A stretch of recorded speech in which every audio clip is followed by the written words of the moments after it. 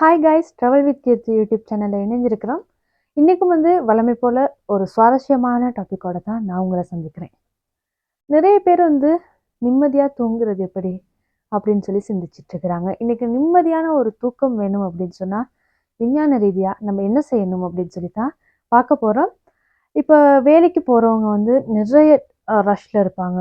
மன அழுத்தம் இருக்கும். எந்த நேரமும் வேலை, ஒர்க் ப்ரெஷர், ஒர்க் முடிஞ்சு வீட்டுக்கு வந்தால் எவ்வளோ தான் ட்ரை பண்ணாலும் தன்னால் தூங்க முடியலை அப்படின்னு சொல்லி சிந்திப்பாங்க. தன்னோட குழந்தைகளை பார்த்தா பாடசாலைக்கு போயிட்டு வந்திருப்பாங்க, வீட்டில் நிறைய பேர் விளையாண்டுட்டு இருப்பாங்க. எவ்வளோ தான் விளையாடுறாங்க, பாடசாலைக்கு போயிட்டு நாங்கள் சாப்பாடு ஊட்டி ரொம்ப நேரம் கஷ்டப்பட்டு தூங்க வச்சாலும் தூங்க மாட்டேன்றாங்க அப்படின்னு சொல்லி பெற்றோர்கள் குழம்பிட்டு தான் இருக்கிறாங்க.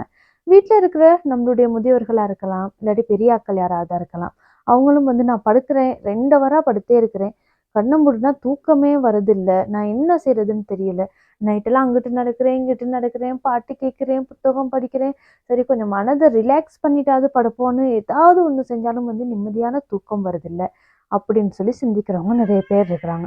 ஒரு சிலர் தனக்கு உடம்பு ரொம்ப அலுப்பாக இருக்குது, அதனால ஒரு பாடி வாஷ் ஒன்று எடுத்துகிட்டு வந்துட்டு படுத்து பார்க்குறேன், எனக்கு தூக்கம் வரலை, தூங்குறதுக்கு ஏதாவது மாத்திரை பயன்படுத்தலாமா அப்படின்னு கூட சிந்திக்கிறவங்க இருக்கிறாங்க.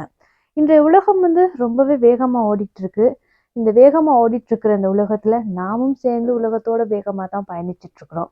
இல்லை தூக்கம் அப்படின்றது தான் மனிதனுக்கு ரொம்ப முக்கியமான ஒன்று. 24 மணித்தியாலத்தில் நம்ம 8 மணித்தியாலம் தூங்கணும் கண்டிப்பாக அப்படின்னு சொல்லி வைத்தியர்கள் சொல்லிட்டு இருக்கிறாங்க. ஆனால் அந்த 8 மணித்தியாலம் தூங்குறோமா அப்படின்னா கூட கிடையாது. நிறைய பேர் இன்னொரு விஷயம் சொல்லுவாங்க, எனக்கு தூக்கமே வரலை, அதனால நைட்டெல்லாம் மொபைல் ஃபோனை நோண்டிட்டே இருந்தேன், நீண்ட நேரத்துக்கு பிறகு தான் தூங்குனேன் அப்படின்னு சொல்லி. அதுதான் ஏன் நம்ம நல்லா நிம்மதியாக தூங்கணும் அப்படின்னு சொன்னால் என்ன செய்யணும் அப்படின்னு சொல்லி நம்ம கண்டிப்பாக சிந்திக்கணும்.